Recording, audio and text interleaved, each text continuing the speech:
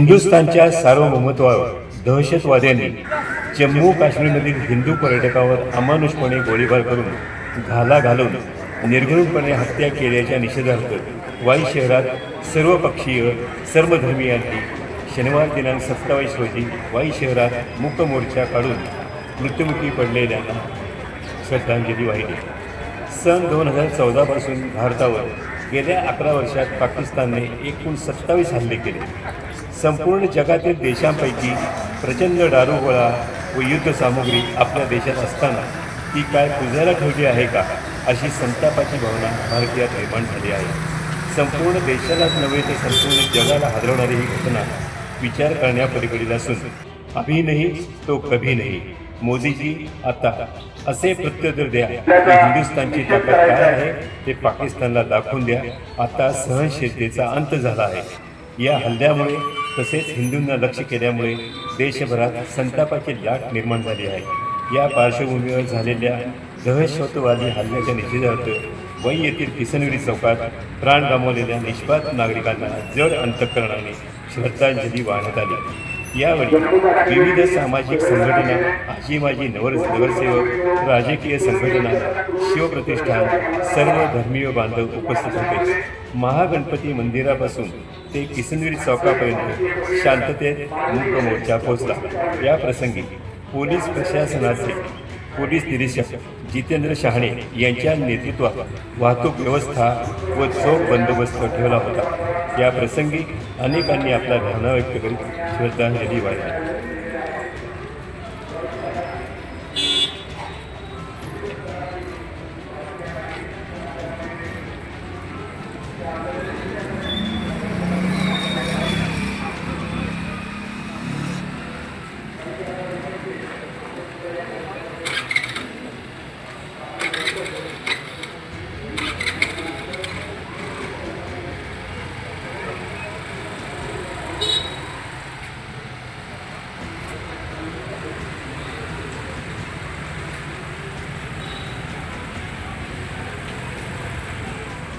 कारण आत्तापर्यंत 28 हल्ले केले।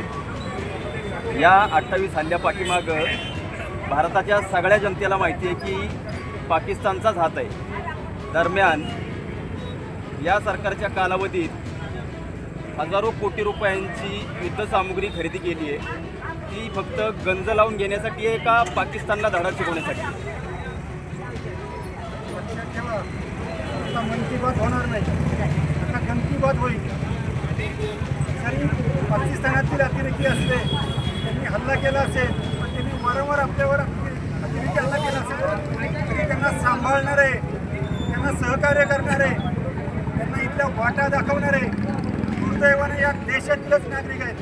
पहिला त्यांचा निषेध। मन की बात काय असती आणि गन की बात काय असेल हे तुम्हाला येत्या काही दिवसामध्ये दिसेल। या देशामध्ये राहायचं, देशामध्ये खायचं आणि देशविरोधी कारवाई करायच्या। अरे पाकिस्तान भारतातले काही अंश जरी लोक बॉर्डरवर गेले आणि त्यांनी लघुशंका केली तरी पाकिस्तान वाहून जाईल। विषय पाकिस्तानचा नाही आहे, ते माहिती आहे आम्हाला, तो दुश्मन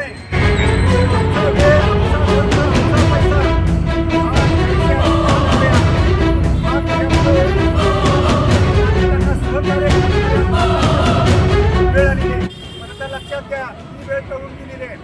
तो दिसेल, वाटलं ना की या मुसलमानांना मदत केली, त्याचा सुद्धा खात्मा करायची ताकद या भारतीय सैन्यामध्ये आहे। 2-4 दिवसांमध्ये आपल्याला ते दिसेल। पाकिस्तानी अतिरेक्यांनी माझी जात विचारली नाही, माझी उपजात विचारली नाही, माझा धर्म विचारलाय। लक्षात घ्या, हिंदुस्थानमध्ये राहणारा प्रत्येक हिंदूच आहे आणि हे हिंदूच राष्ट्र आहे आणि हिंदू राष्ट्रच असेल।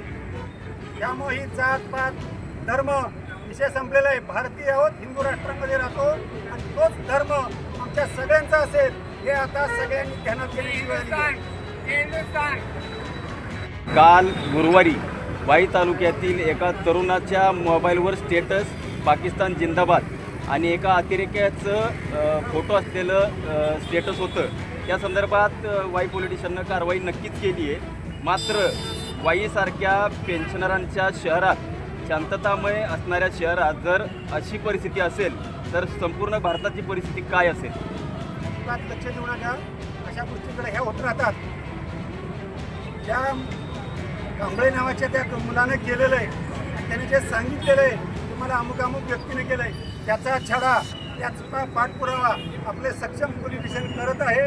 तेही आपल्या सर्वांच्या समोर येईल आणि अशा आपलं काश्मीर किंवा पाकिस्तानचा झेंडा स्टेटसला ठेवला म्हणून मोठा काहीतरी अतिरेक होईल असं अजिबात राहू नका. वाई तालुक्यातील सर्व युवा पिढी सजग आहे, जागृत आहे आणि सुदैवानं सर्व हिंदुस्थानी आहे, लक्षात घ्या.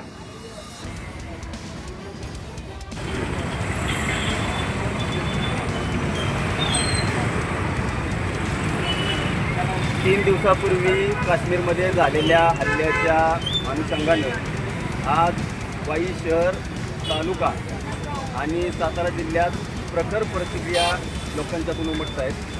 त्या माध्यमातून आज वाई शहरात मूकमोर्चा आणि श्रद्धांजलीचं आयोजन करण्यात आलं होतं. या पार्श्वभूमीवर कित्येकांनी आपली भूमिका मांडली आहे.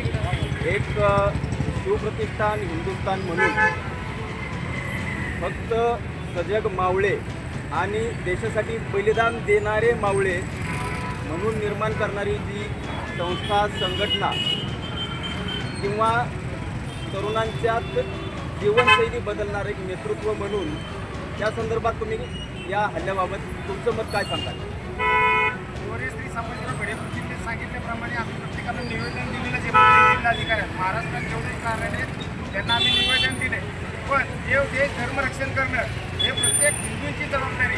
हिंदू तो करतोय पण कालांतराने हे असले नराधम प्रत्येक वेळेला येऊन आपल्यावर अत्याचार अन्याय करतात आणि धर्मावरती धर्माचं विचारून करून त्याच्या गोळ्या जर झाडल्यात 100% हा जिहादी नसून हा फक्त धर्मयुद्धच आहे. आणि ह्या धर्मयुद्धात प्रत्येक भारतीयांनी जे काय असेल ते सर्वस्व अर्पण करून या धर्मयुद्धात उतरलं पाहिजे. येणाऱ्या काळात 100% जगात जर युद्ध झालं तर 100% धर्माच्या आधारावरतीच होणार आहे. आणि ही काळाची गरज आहे होणं की एवढा त्यांचा उत्माद मांडलेला आहे की प्रत्येक वेळेला यायचं, आपल्यावर अन्याय अत्याचार करायचा, आपण प्रत्येक वेळेला काहीतरी वेगळं करायचं. निषेध मोर्चे हे त्याचा पर्याय असू शकत नाही. प्रत्येक हिंदूंनी शस्त्र घेऊन प्रत्येक वेळेला हिंदूंनी शस्त्र घेऊन लढण्यासाठी सशक्त आणि प्रत्येक वेळेला सजग असलं पाहिजे. ही आज प्रत्येकाची भावना निर्माण करण्याचं काम श्री शिवप्रतिष्ठान करत आहे. या श्री शिवप्रतिष्ठानच्या माध्यमातून प्रत्येकाने जसं शास्त्र आणि शस्त्र ही काळाची गरज आहे ती पाळलीच पाहिजे का प्रत्येकाने. यापूर्वी सुद्धा भारतावर हल्ले झालेले आहेत. साधारण 2014 ते 2025 दरम्यान तब्बल 28 हल्ले झाले. या हल्ल्यानंतर सुद्धा फक्त कॅन्डल मार्च आणि श्रद्धांजली, मूक मोर्चे किंवा घोषणा देऊन मोर्चे काढण्यात आले. मात्र भारताकडून कोणतंही ठोस पाऊल उचललं गेलेलं नाही. आता ती वेळ आली आहे का? आता वेळ आली आहे. कारण देशाचा राजा हा हिंदुत्ववादी आहे आणि देशाच्या राजाला कळलं की आता हिंदुत्व टिकवायचं असेल तर धर्मयुद्ध गोळ्या झाडले असतील तर हे धर्मयुद्धाला देशाचा राजा धर्माधिष्ठ आहे. 100% याला उत्तर धर्मयुद्धानेच दिलं जाईल. हे आम्हाला सगळ्यांना शाश्वत आहे की नरेंद्र मोदी हे 100% काम करतील. भारताच्या बॉर्डर आणि सिंधू नदीचं पाणी रोखून पाकिस्तानची कोंडी होऊ शकते का? हे राजकीयदृष्ट्या असू शकतं. पण स्वातंत्र्यवीर सावरकरांनी सांगितलेलं आहे की देशाच्या सीमा या शस्त्रावरती आणि महाराष्ट्रानेच राखल्या पाहिजे. शस्त्राने जर देशाच्या सीमा राखू शकतो, सरकारला आझादी मिळायला असेल चुकीचं आहे, पण शस्त्रावरती देश धर्म टिकू शकतो. झालेल्या हल्ल्यानंतर काश्मीरमधील काही मुसलमान बांधवांनी सुद्धा आपल्या पर्यटकांना, हिंदू पर्यटकांना खूप सारी मदत केली आहे. असे मुस्लिम आपल्या समाजात, आपल्या देशात राहत आहेत, त्यांच्याबद्दल काय सांगा? हे चांगले ट्युडिशन आहे, त्याला आमचा विरोध नाही. पण जे रावण आहे त्यांचं धन हे 100% काढण्याची गरज आहे. कारण प्रत्येक गल्लीबोळात अफजल खान एका ठिकाणी प्रतापगडला मारला गेला होता.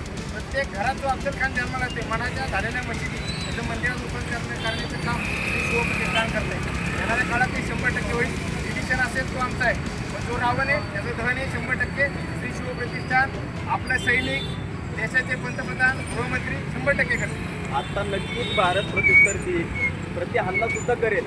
मात्र जर अशी वेळ आली की भारतीय नागरिकांवर जर हा निर्णय सोडला तर तुम्ही काय कराल? भारतीय नागरिक आपली फौज तयारच आहे. कधी बघा श्री शिवप्रतिष्ठानची 2 लाखाची फौज भारतीय दिली तरी आमच्याकडे आहे. राष्ट्रीय स्वयंसेवक संघाची आहे. अन्य संघटना त्या दृष्टीनं प्रत्येक वेळेला काम करतात. अशा 3-4 संघटना आहेत. देश सैन्याविना सुद्धा आपण सुरक्षित ठेवतो ही क्षमता प्रत्येक हिंदूंच्यात आहे. कारण आपले विचार शिवाजी महाराज, संभाजी महाराज यांनी प्रेरित घेतलेलेच विचार आहेत. भारत माता की